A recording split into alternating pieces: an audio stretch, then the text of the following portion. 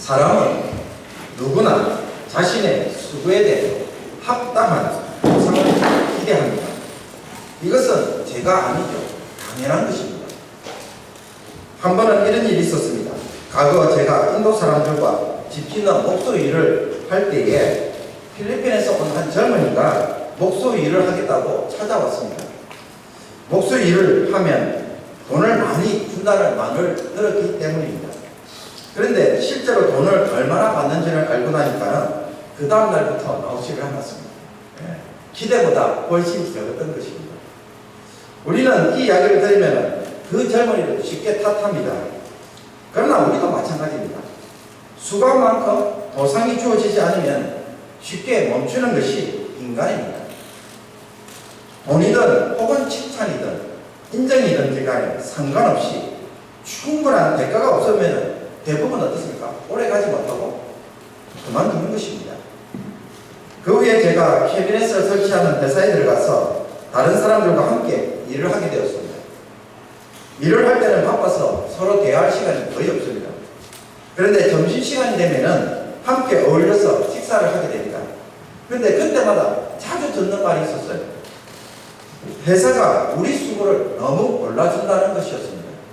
그래서 항상 하는 말이 이 정도는 더 받아야 된다.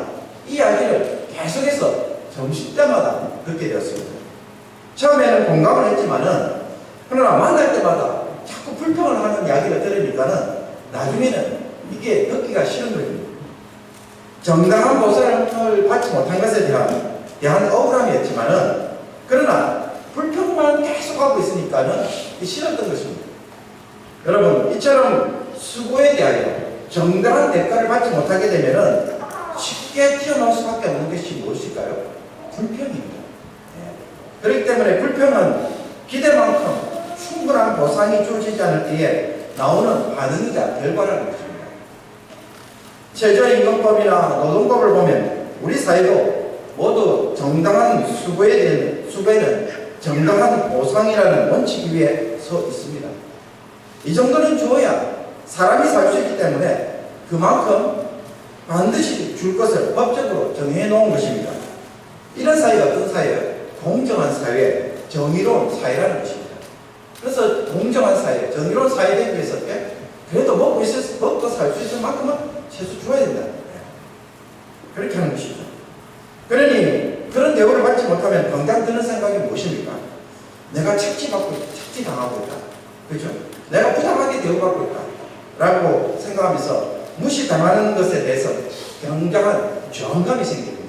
그래서 우리 모두가 본능적으로 정당한 대우를 받지 못하면 그냥 어떻게 합니까? 불평하게 되어 있고요. 무시당한다는 생각으로 그냥 본능적으로 느끼는 것입니다. 그런데 오늘 본문 9장을 보면은 여기에 대하여 정반대로 살아가는 한 사람이 등장합니다. 사도 바울입니다. 사도 바울은 그런 대우를 못 받는데도 불구하고 자기 권리를 내세우지 않는 것입니다. 왜 그는 그렇게 했을까요? 그 이유가 무엇일까요? 무엇 때문에 그는 이와 정반대로 살고 있을까요? 어떤 의미에서는 본능을 거스르는 그죠? 삶을 살고 있다는 것입니다. 9장 1절에서 바울은 네 가지 질문을 던졌습니다. 내가 자유인이 아니냐? 사도가 아니냐? 예수 우리 주를 보지 못하였느냐? 주 안에서 너희가 내 일의 열매가 아니냐? 이 질문들은 전부 네 그렇습니다 라고 하는 긍정의 대답을 기대하는 수사적인 질문입니다. 바울은 그리스도 안에서 율법이나 공간적 권위에 매이지 않을 만큼 충분한 신학적 지식을 가지고 있어서 우상 제물에 대해서 어떻게 마음껏 먹어도 자기가 나름대로 행동해도 전혀 판단받을 것이 없고 양심에 따를 것이 없는 그런 자유인이었습니다. 또 부활하신 주님을 직접 목격한 자였습니다. 고린도 교회 성도 자체가 바울이 사도됨을 증명하는 살아있는 추천서였습니다. 그러니 바울로서는 어떻습니까? 얼마든지 자기는 자기 나름대로 자유를 가지고 행할 수 있는 권리를 가진 사람이다 라는 것입니다. 그런데 이런 바울에 대하여 고린도 교회에서 비판하는 자들이 있었습니다. 그들의 눈에는 바울이 그럼에도 불구하고 사도라는 것이 의심스러웠어요.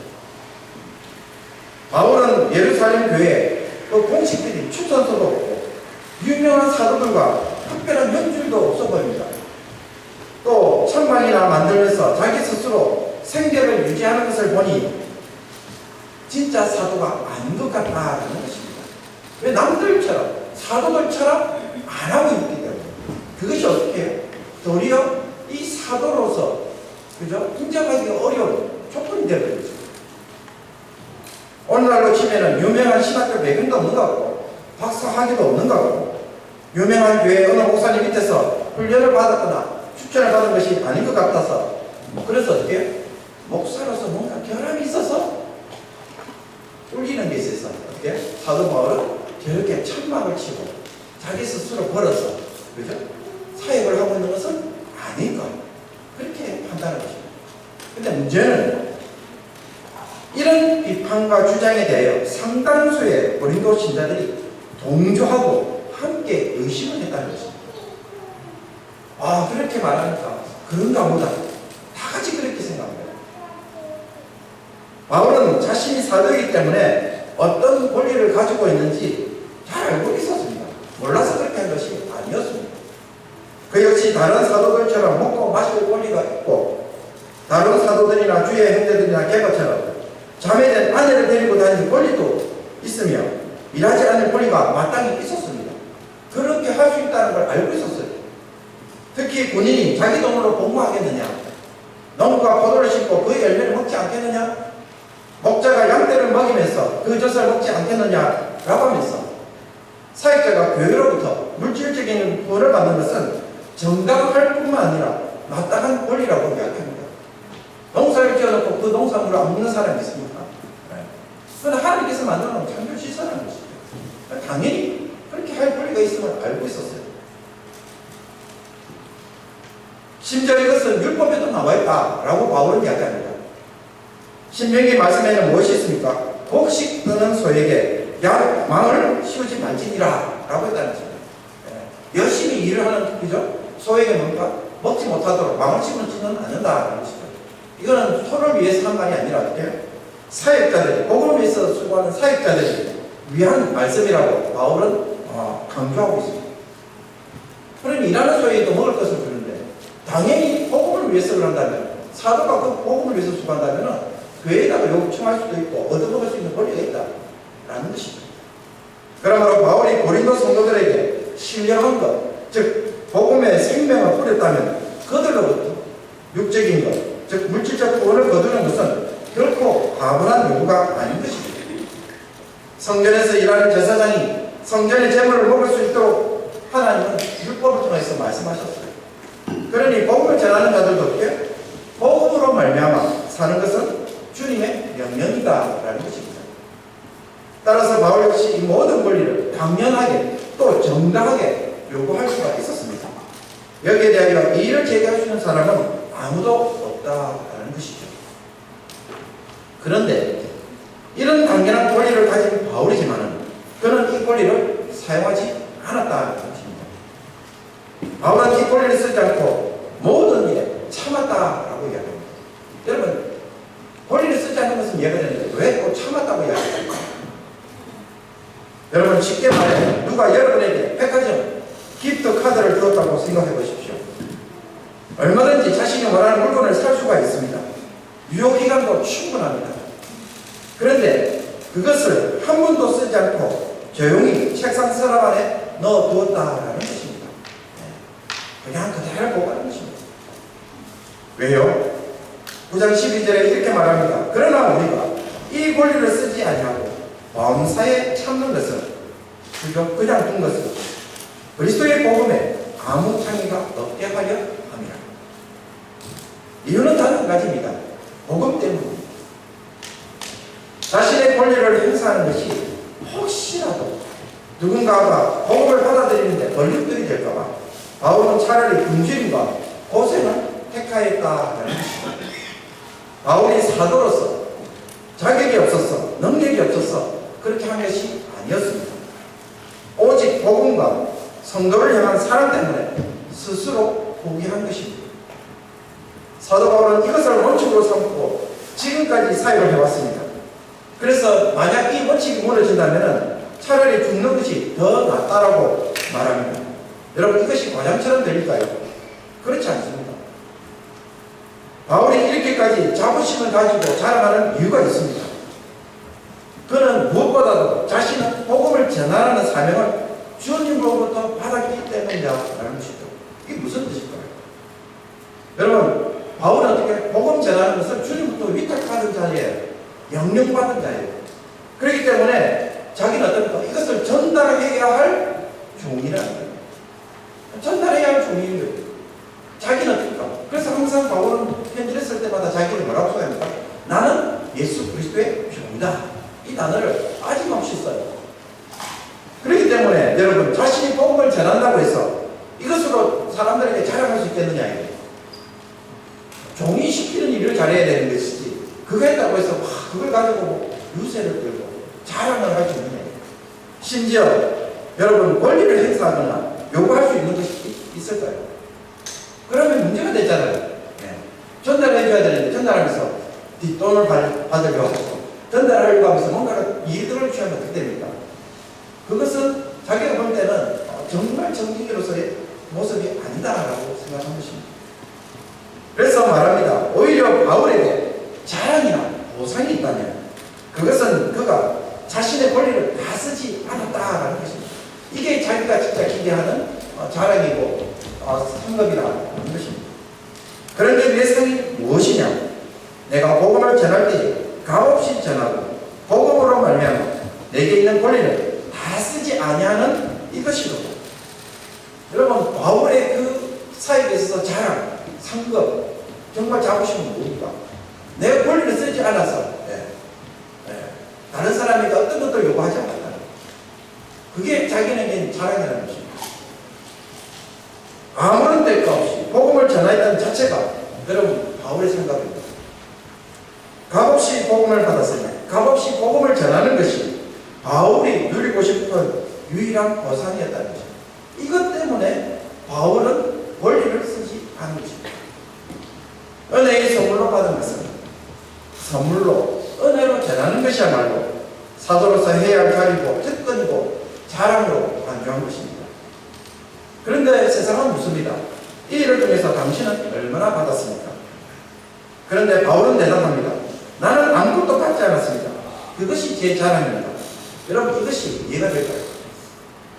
아마 보통 사람의 논리는 이해가 되지 않습니다. 그러나 복음을 아는 사람들은 이해가 되죠. 복음이 무엇인지를 경험한 사람들은 그래 라고 고백할 수밖에 없죠. 은혜의 선물을 은혜로 받았습니다. 그럼 이 은혜를 어떻게 해요? 그죠? 제가 이번에 총회 가서 신학교 관계자들을 많이 만났습니다. 왜냐하면 총회 이제 신학부에 들어가게 됐습니다. 50부에서 잘려서 잘리다기보다는 신학교 관계자들은 50부 하면 안 된다는 규칙이 새로 생겨나져서 신학교로 갔는데 신학교 관계자들 다 그 위에 모여있더라고요. 동부신학교 뭐 여러 가지 신학교들이 모여있는데, 그런데 그런 이야기를 하면서 그분들 그런 이야기예요. 자신들은 신학교 사역을 하면서 학생들에게 해줄 수 있으면 100% 장학금을 지불하려고 한다. 왜 장학금을 다 지불하려고 하느냐? 복음을 건져받았으니 건져줘야 되겠다. 그래서 어떻게든지 이 복음을 다른 사람들이 듣고 사역을 할 수 있도록. 그래서 특히 해외에서 선교 사역을 하고 해외에서 있는 현지인 사역자들은 전액 장학금을 제공하려고 한다는 이야기를 듣게 되었습니다.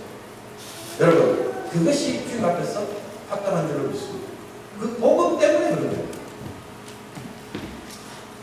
그러므로 바울이 복음을 전할 때 어떤 자세로 전하였다고 19절에서 23절까지 말하고 있었까요? 19절에 이렇게 말합니다. 내가 모든 사람에게 자유로우나 스스로 모든 사람에게 종이 된 것은 더 많은 사람을 얻고자 함이라. 율법을 가진 유대 사람들에게는 유대 사람처럼, 율법을 모르는 이방 사람들에게 이방 사람처럼, 약한 자 앞에서는 약한 자처럼 처신하면서 모든 사람에게 여러 모습이 되었다라고 말합니다. 여러분, 자유할 수 있는 자유인이 사람들의 종이 되어서 값없이 대가 없이 수고했다라는 것이죠. 그러니 바울은 무엇입니까? 어떤 사람입니까? 복음이 뭔지를 아는 사람입니다. 여러분, 복음이 복된 소식, 기쁜 소식이 되는 이유가 무엇인지 알고 계십니까? 이미 언급한 것처럼 예수 그리스도께서 죄인된 우리를 위해 십자가에서 죽으셨습니다. 우리는 아무 공로 없이, 값 없이 용서를 받고 구원을 얻어 하나님의 자녀가 되었습니다. 여러분, 이것이 복음이잖아요. 바울은 이 복음의 내용을 자신의 삶으로 실현하고 있습니다. 값 없이 받았기 때문에 대가 없이, 보상 없이 섬긴다는 것이죠. 뭔가 받았기 때문에, 그렇죠? 뭔가 얻을 목적으로 그 사람을 섬기는 게 아니에요. 보상 없이 섬깁니다. 권리를 가지지 않는 것이죠. 권리를 주장하지 않아요. 내가 이만큼 섬겼으니 당신도 이만큼 주세요. 라고 아니고 그냥 섬깁니다. 남들 보면 무엇입니까? 종으로 섬기는 것이죠. 그래서 그 복음으로 살아나가는 삶의 모습, 그게 뭡니까? 종의 모습이었다라는 것입니다. 여러분, 사실 예수 그리스도도 정확하게 이렇게 사셨어요. 예수님은 자신이 복음이었습니다.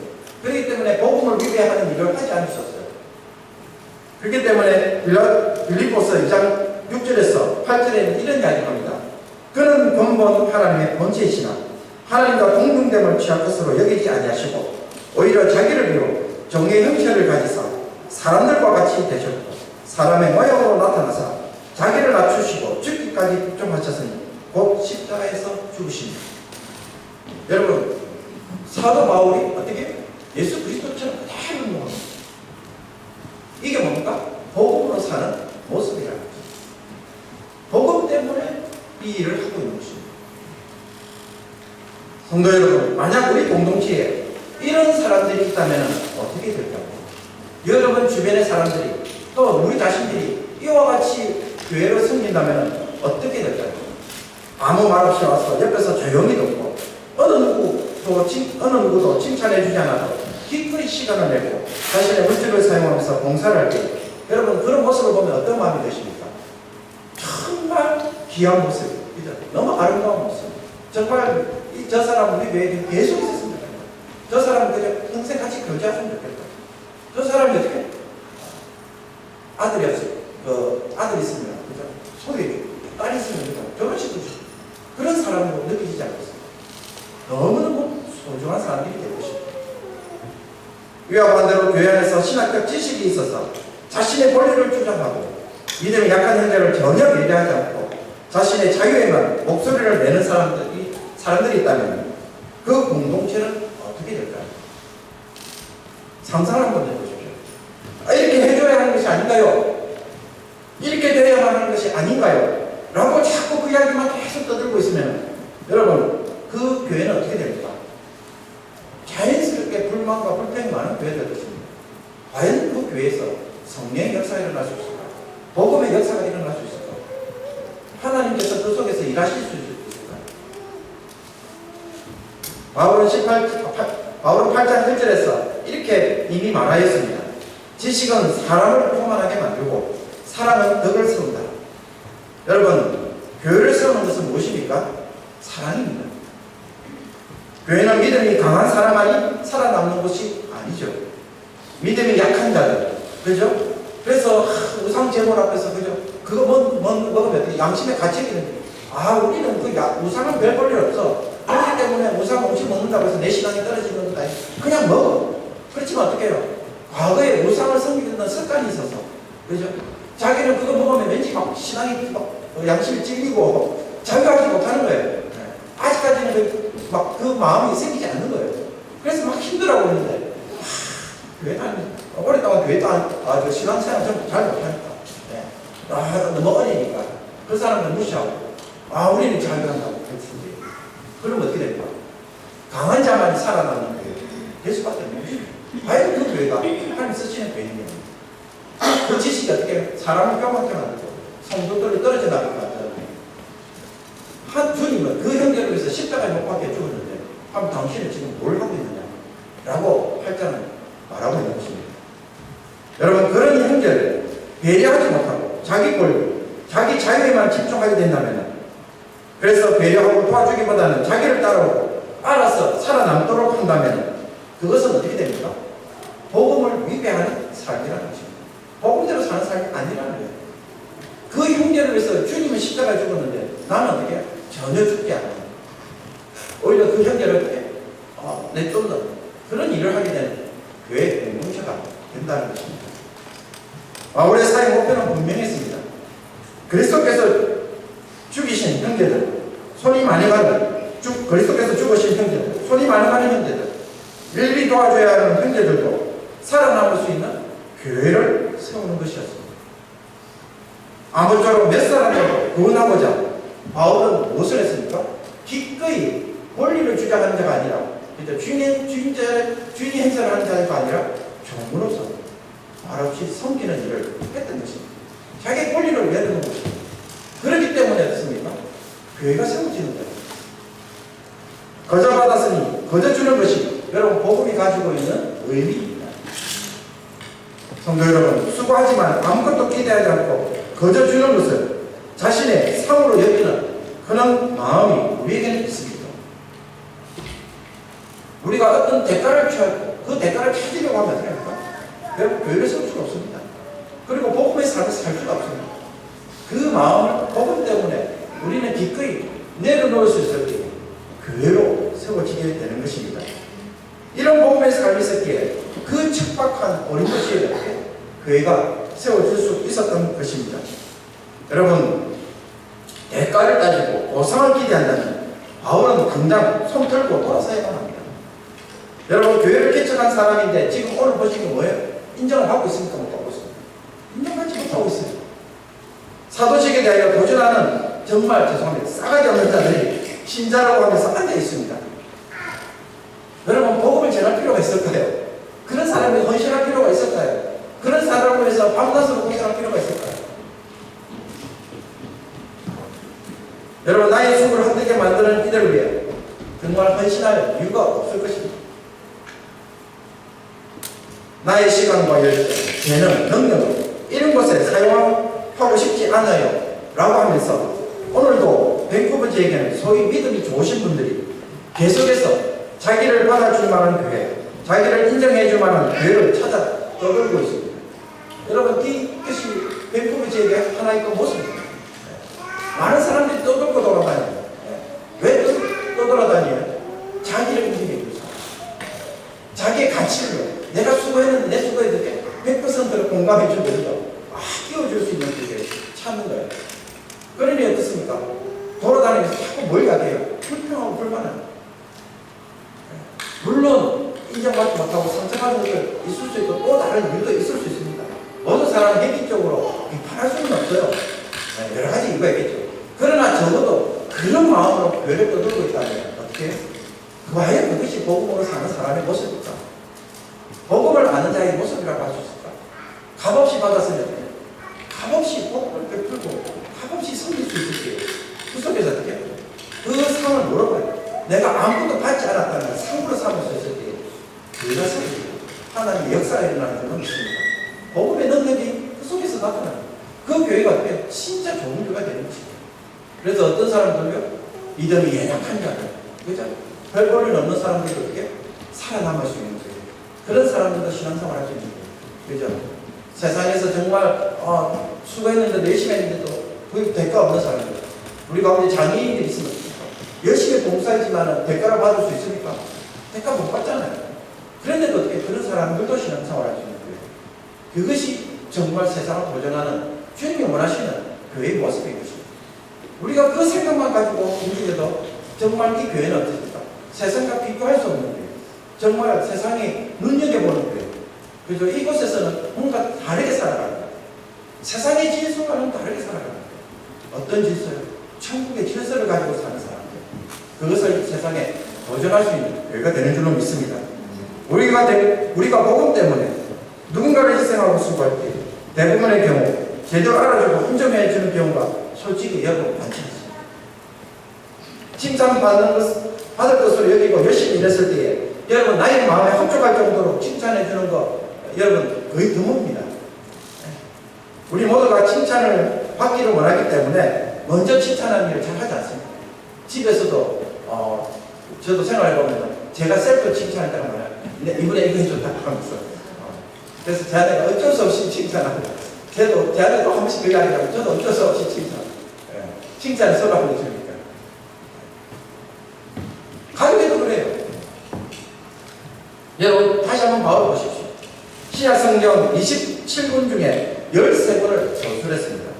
기독교 교회의 체계를 확립한 저 위대한 사도도 자신이 세운 교회에서 어떤 직업을 지금 받고 있습니까? 자신의 사도직을 변호하기 위해서 구차하게 변명해야 하고 사역기간 내내 이 문제를 가지고 치열하게 싸워야만 했습니다. 교회를 위해 그동안 말없이 수고하고 희생한 것이 도리어 역으로 공격받고 사도직을 부정당하는 논리로 지금 사용되고 있습니다. 얼마나 억울합니까? 사도 바울도 그와 같은 일을 경험하였고 이 문제는 그의 사역 내내 그가 죽을 때까지 계속해서 이런 일들이 일어났습니다. 그렇다면 우리에게도 이런 일이 없을까요? 있지요. 모든 주의 정도는 이 문제를 직면합니다. 무가치하게 여겨지고 헛수고처럼 보입니다. 희생할 가치가 전혀 없는 자들에게 이용당하는 것 같은 불평과 위기가 늘 마음속에 찾아옵니다.